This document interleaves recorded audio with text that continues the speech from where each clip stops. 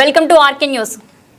వనపర్తి జిల్లా పెద్దమందడి మండలం వెల్తూరు గ్రామంలో 20 లక్షల వ్యయంతో నిర్మించనున్న హెల్త్ సబ్ సెంటర్ భవన నిర్మాణానికి మోజర్ల గ్రామ పంచాయతీ పరిధిలో 8.38 కోట్ల వ్యయంతో నిర్మించనున్న 10,000 మెట్రిక్ టన్నుల వ్యవసాయ గోదామ భవన సముదాయంతో పాటు కొత్తకోట మండలం సంకిరెడ్డిపల్లి సమీపంలో ఫామ్ ఆయిల్ పరిశ్రమకు శంకుస్థాపన భూమి పూజ కార్యక్రమంలో రాష్ట్ర వ్యవసాయ శాఖ మంత్రి తుమ్మల నాగేశ్వరరావు, అబ్కారీ శాఖ మంత్రి జూపల్లి కృష్ణారావు, ఎంపీ మల్లు రవి, ప్రణాళిక సంఘం ఉపాధ్యక్షుడు Chinna Reddy, Wanaparthy MLA Thudi Megha Reddy, Devarakadra MLA G Madhusudan Reddy, వ్యవసాయ శాఖ కమిషనర్ రఘునందన్ రావు, జిల్లా కలెక్టర్ ఆదర్శ్ సుర్బిలతో కలిసి పాల్గొన్నారు. మంత్రి తుమ్మల నాగేశ్వరరావు మాట్లాడుతూ దేశంలో ఏ రాష్ట్రంలో చేయని ఏడాదిలోపు 40,000 కోట్ల రైతు రుణమాఫీ చేయడంతో పాటు క్వింటాల్ ధాన్యానికి 500 రూపాయల బోనస్ ఇచ్చామన్నారు.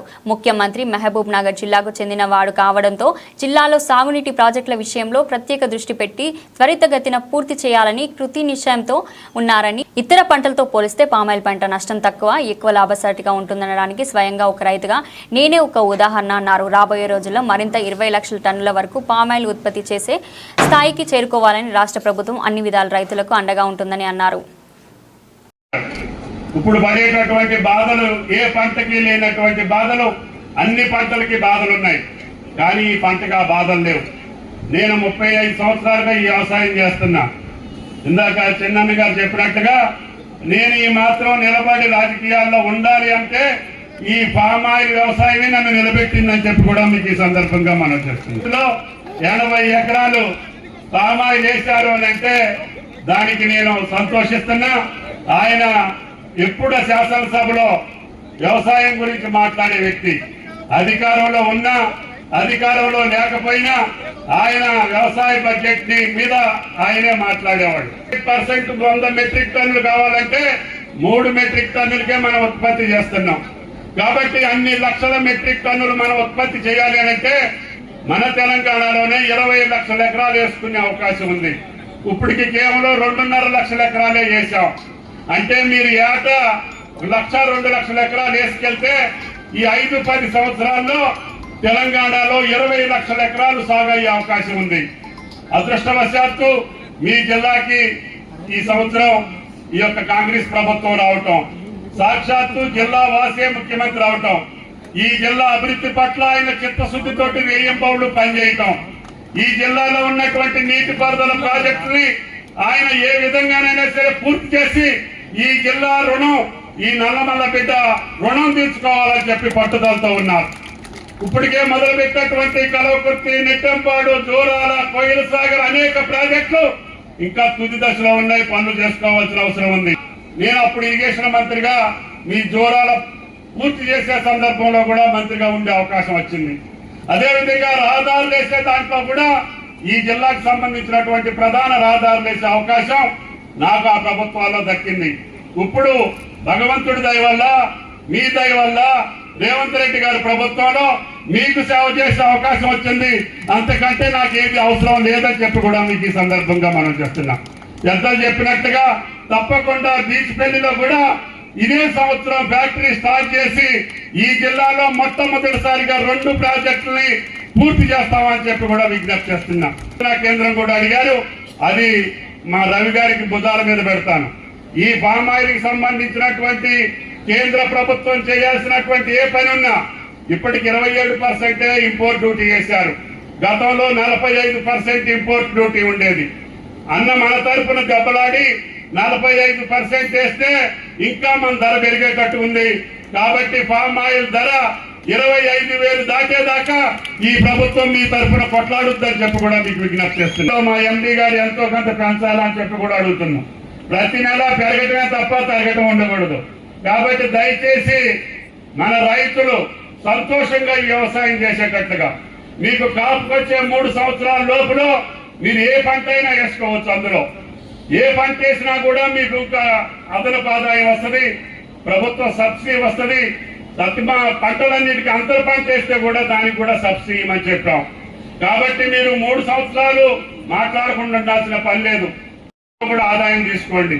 కాపుకొచ్చిన తర్వాత అది మిమ్మల్ని బతికిస్తుంది, మిమ్మల్ని రక్షిస్తుంది. తప్పకుండా మీరు ఎక్కడున్నా నెల మీ కలెక్టర్ జీతం ఆలస్యం అవుతుంది, కానీ మీ ఆదాయం ఆలస్యం కాదు అని చెప్పి మీకు ఈ సందర్భంగా మనం చేస్తున్నాం. వాళ్ళ జీతం ఎంత కష్టపడితే ₹1,00,000 వస్తుందో రాదు నాకు తెలియదు, లక్ష వస్తుంది. కాబట్టి దయచేసి మా వాళ్ళని గౌరవంగా చూడటం, మర్యాదగా చూడటం, వాళ్ళకి ఏ సమస్య ఉన్నా సరే నువ్వు పక్కన కూర్చోబెట్టుకొని వనపర్తి జిల్లా నెంబర్ 1 గా రావాలి. గౌరవ శాసనసభ్యులు, పార్లమెంటు సభ్యులు, పెద్దల ప్రజాప్రతినిధులకు అండదండలతోటి ఈ రోజు సత్తుపల్లి నియోజకవర్గం కాదు, వెంటనే వనపర్తి జిల్లా ఆ స్థానాన్ని ఆక్రమించాలని చెప్పి కూడా మీకు ఈ సందర్భంగా మనం చేస్తున్నాం. కాబట్టి ముఖ్యమంత్రి గారి ప్రోత్సాహం మీకుంది. ఆ భగవంతుడు మిమ్మల్ని కరుణించి ఈ జిల్లాకి ముఖ్యమంత్రి పదవి తీసుకొచ్చారు. మీ కష్టం వల్ల, మీ శ్రమ వల్ల కాంగ్రెస్ పార్టీ మీ జిల్లాకి ముఖ్యమంత్రి పదవిని చాలా సంవత్సరాలుగా, అంటే సుమారు బూర్గుల రామకృష్ణారావు గారి తర్వాత మళ్ళీ ఈ జిల్లాకి ముఖ్యమంత్రి పదవి వచ్చే అవకాశం వచ్చింది. కాబట్టి ముఖ్యమంత్రి ఉంటే మీకు ఎంత అండో, ఎంత దండిగా ఉండే అవకాశం ఉందో ప్రతి ఒక్క వర్గం, పేదలు కావచ్చు, బడుగులు కావచ్చు, బలహీన వర్గాలు కావచ్చు, యువకులు కావచ్చు, కార్మికులు కావచ్చు, రైతులు కావచ్చు, గుండె మీద చేసుకొని మా ప్రజాప్రతినిధులు వెళ్ళి ముఖ్యమంత్రిని అడిగి తెచ్చే ధైర్యం, అవకాశం మనకుంది. కాబట్టి మీరు ధైర్యంగా ఈ వ్యవసాయం చేయండి, మీ భరోసా మాది అని చెప్పి మీకు విజ్ఞప్తి చేస్తూ పంపించారు. ఏ ప్రభుత్వం కూడా భారతదేశ రాజకీయ చరిత్రలో ఒకే ఒక సంవత్సరంలో 40,000 కోట్లు ఉచిత కరెంటు కాకుండా, మందుల సబ్సిడీ కాకుండా, వేరే సబ్సిడీలు కాకుండా, ఒక్క రుణమాఫీ మీద, ఒక రైతు భరోసా మీద, ఒక రైతు బీమా మీద మీ జేబుల్లోకి వచ్చిన డబ్బులు 40,000 కోట్లు. అంటే 1,50,000 బడ్జెట్ లో మీకు ఇచ్చింది ఆ 40,000 కోట్లు, ఇంకొక 10,000 కోట్లు మేము ఇవ్వాలి. భరోసా ఈ రోజు బోనస్ కూడా పడింది అనుకుంటా ఆదర్శ్, ఈ రోజు అదే కదా, బోనస్ అంతా కంప్లీట్ అయింది. రోజుల్లోనే అందరు రైతులకి ఎకరం నుంచి ఎంత భూమి ఉన్నా వ్యవసాయం చేసే ప్రతి ఎకరానికి ఇస్తానని చెప్పి ముఖ్యమంత్రి గారి మాట. ఎన్ని కష్టాలున్నాయి పక్కన పెట్టి మీకోసం పనిచేసేటటువంటి ముఖ్యమంత్రి, రైతుల కోసం పనిచేసేటటువంటి ముఖ్యమంత్రి. ముఖ్యంగా ఆయన నిద్రపోయినా కూడా మహబూబ్ నగర్ జిల్లా కలవరించుకుంటూ నా ప్రాజెక్టులు, నా రైతులు అనేటటువంటి ముఖ్యమంత్రి మనకు దక్కటం మన అదృష్టం. కాబట్టి ఆయన్ని మీరు రక్షించుకోవాల్సిన అవసరం, భవిష్యత్తులో ఆయన్ని పోషించుకోవాల్సిన అవసరం, ఈ అభివృద్ధిని కొనసాగించుకోవాల్సిన అవసరం ఈ జిల్లా వాసుల మీద ఉంది, ఈ జిల్లా ప్రజాప్రతినిధుల మీద ఉంది. అందరూ ఐక్యంగా ఈ యొక్క రైతాంగ సంక్షేమం కోసం మీరు పోరాటం చేయండి. వ్యవసాయ మంత్రిగా ముఖ్యమంత్రి గారి దగ్గర నాకు ఎంత అవకాశం ఉంటే అంత మీకు సహాయం చేయడానికి ప్రయత్నం చేస్తానని చెప్పి మీకు విజ్ఞప్తి చేస్తున్నా. కాబట్టి దయచేసి ఈ తండావాసులకు ఒకే ఒక విజ్ఞప్తి, మీకు ఎప్పుడు ఇబ్బంది వచ్చినా అమర్ గారు చెప్పారు, ప్రెసిడెంట్ గారు చెప్పారు, మీకు ఏ మాత్రం కూడా పొల్యూషన్ ఉన్నా లేదు, మీ యొక్క తండాకి ఏదైనా ఇబ్బంది వచ్చినా తప్పకుండా ఎమ్మెల్యే గారి దృష్టికి తీసుకురండి.